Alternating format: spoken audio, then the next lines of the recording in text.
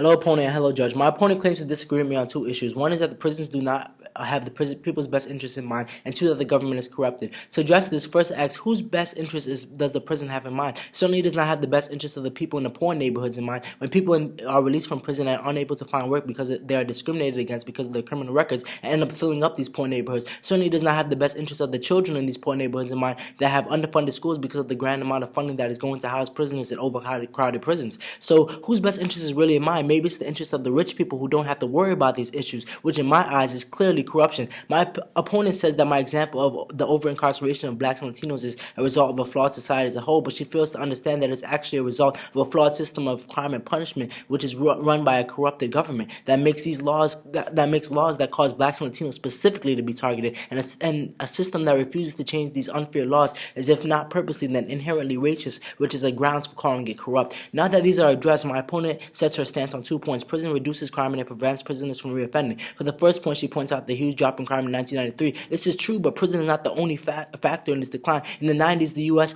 had a system of more policing, and the crack epidemic ended. Remember, 51% of people in prison are drug offenders, so you can see how the end of a drug epidemic would have greatly influenced the crime rate. Also, in 1973, there was a law that legalized abortion, which contributed by allowing women, and specifically women of color, that would have otherwise been forced to have at-risk children that would have been 20 years old in 1993, that unarguably would have increased the crime rate because these children of color would have been targeted.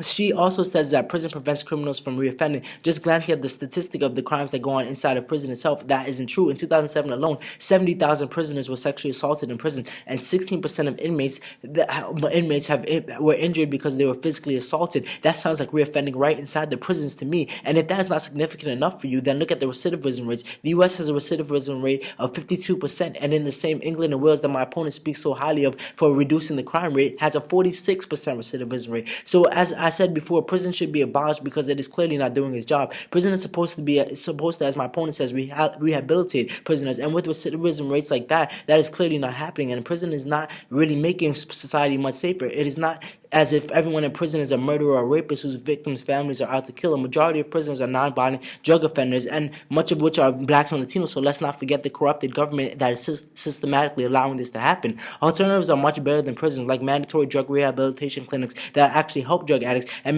my opponent has conceded by not addressing it that reformatories, camps, and farms are not considered prisons. This will actually help keep criminals off the street, creating economic stability to the U.S. by producing goods on these farms. Prison does not make money for the government. It simply wastes the government's money by not doing its job. The money that could be used to fund schools in the poor neighborhoods, as I mentioned before. So prison abolition is clearly the best option here.